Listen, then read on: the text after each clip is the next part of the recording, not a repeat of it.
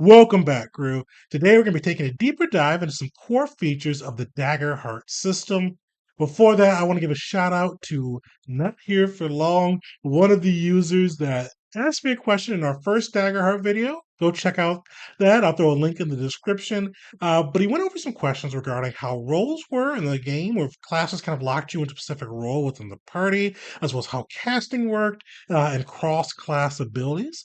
Some really great questions on that side that made me realize I forgot to cover some core pieces of what I learned about Daggerheart during my playthrough at Gencon, bringing up this video.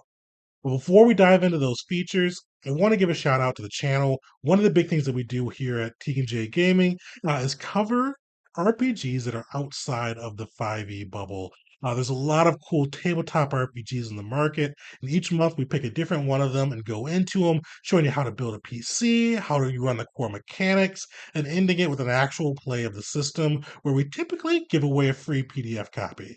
And we're doing that this month, August. Our game of the month is the Marvel Multiverse. So come through, see some cool videos, and get your superhero on. But let's dive into Daggerheart. So today we're going to be covering kind of three pieces of it. From Not Here for Long, which also shout out, love your username. We're going to be going through kind of breaking down that question and going over some core pieces of the system. The first thing he asked about was kind of roles or classes that could have locked you in to a specific role in the party. And one of the big things I'll say here is it definitely does not. And kind of the big thing, we're getting a little bit mathy here to start it off with. So at level one, you could start off as your highest stat with a +2 without item bonuses, and your lowest stat will be a -1, also without item deficits there. So typically, playing rate rules is written, you're going to have a kind of three differential between your high and your low in your stats. So the nice thing with this is you get most of your kind of your bonus, your beating the target number is going to come from your D12s, your hope and fear dice.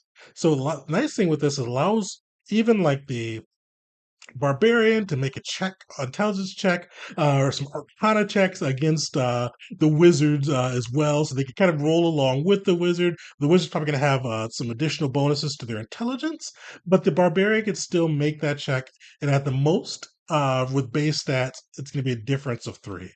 So it still allows them to compete in those areas, and for the kind of also too for the character that may not have picked presence or charisma, which is presence in the Daggerheart system, they can still go through and make those checks, can still kind of participate in the RP. They're not locked out of that section of the game due to making that their dump stat, because a -3, it's definitely statistically significant, but it's not as crazy as it can be with some of the D&D and Pathfinder when you get into both your modifier for your skill or your attribute on top of your proficiency, on top of potential expertise, and all the other things that go along with it. This is a very small, significant bonus on that side and still allows you to go through and participate while also still rewarding those who focused in on it and made that skill or get the edge that they wanted to for whatever attribute you're working with there. One thing I'll add to this, I think I covered in the big video, but wanted to make sure it's known here too, is that some items do provide bonuses to your attributes. For instance, I played a rogue in the Gen Con preview, and I got a +1 to agility.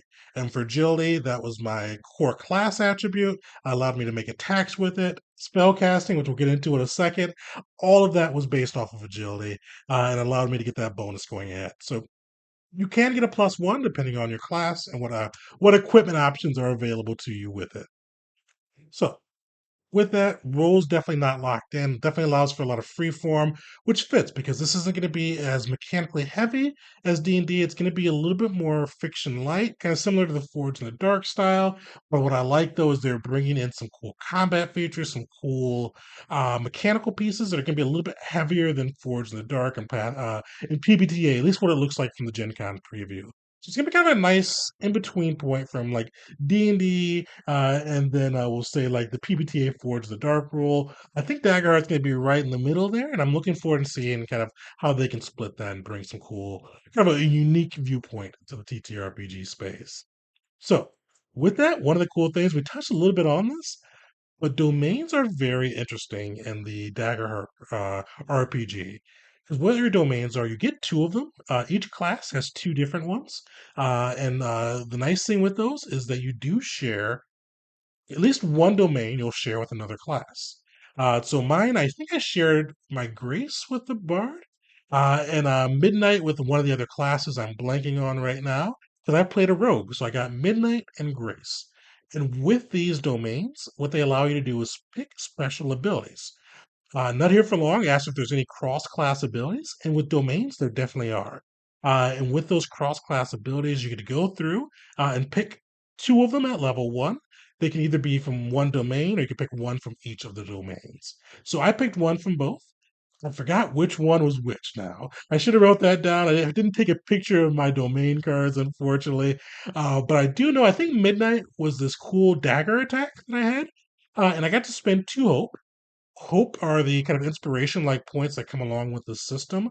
You can get them from rolling with the hope die and succeeding, but they're also kind of like your magical currency here because using this dagger ability, which made daggers appear around me and fall and damage everybody that are close to me, which is their distance of measurement there, I'd spend two hope and that would happen. So it's kind of a cool both the magic and your spell slots there, as well as your inspiration, which definitely gives you cause to be cautious about how you spend those and making sure that you're spending them in the best place, either aiding your team or getting some cool magical abilities off for yourself. So that was one of them. The other one was kind of like a charm person like ability, which allowed me to roll my spellcasting ability, which we'll get to that in a second. And if I was able to succeed, I could make the person I'm trying to charm kind of lock in on me. Basically, they would lose kind of their vision would narrow just to be able to see me. They wouldn't be able to see surroundings outside of that, as well as their voice. They would only be able to hear my voice. So it's kind of a good one if people are doing some sneaky stuff around them or you're trying to cause a distraction, which is why I picked it. Unfortunately, I didn't get to use it in the one shot, but I thought it was really cool to have a magical like effect with that, even with my guy being a rogue and not like an arcane trickster rogue. He was just a regular rogue. With those, you're probably wondering kind of how you cast those if you are on like a spell casting class. So each of the archetypes, which are kind of a choice you get to make within the class, gets a different spellcasting ability. So for mine, for the rogue, both of the different archetypes have the dexterity, or sorry, agility, which is kind of the dexterity equivalent for Daggerheart as their spellcasting ability. So all of mine are based off the agility. So cool thing with that is it did allow some specialization because my dagger, regular dagger attack, used agility. I could charm people using agility, using that magical spell, my domain magical spell. Or I could use my cool dagger folly attack using agility and some hope points. So I thought that was a really cool touch to it. Yeah, it's just kind of a nice thing on that side. I really liked with the system way they're going with it because one of the big things you often hear in 5e, if you're on Reddit or Twitter, or X, I should say, you probably heard this far too much, even though it is a very prevalent issue, the martial caster divide. I think this is kind of a unique way to just bypass that around. You could flavor it either way. You could flavor these abilities as being magical, or you can just flavor it as being just really skilled. I could say my guy throws up daggers in the air, they fall around, or he's just so charming in person that he's able to sweep these guys off their feet and keep them focused on them.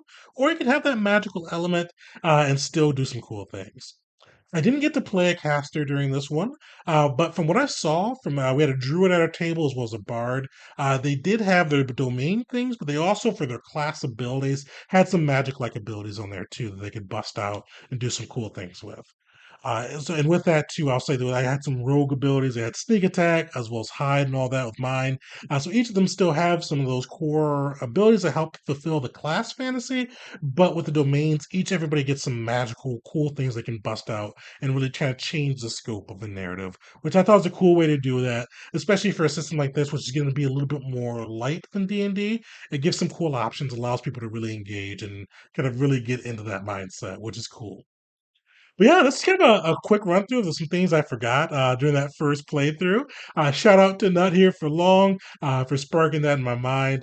Definitely, if anybody else has any questions or thoughts on Daggerheart, throw them down in the comments. I'd love to hear them and kind of see if there's anything else I may have forgotten through my Gen Con playthrough. But thanks everybody for joining us. Truly, if you're here for the first time, like, subscribe. Definitely appreciate you all coming through. And definitely come check out some of the other tabletop RPGs we play. Each month we do a different one just to really showcase what's out there outside of the 5e bubble.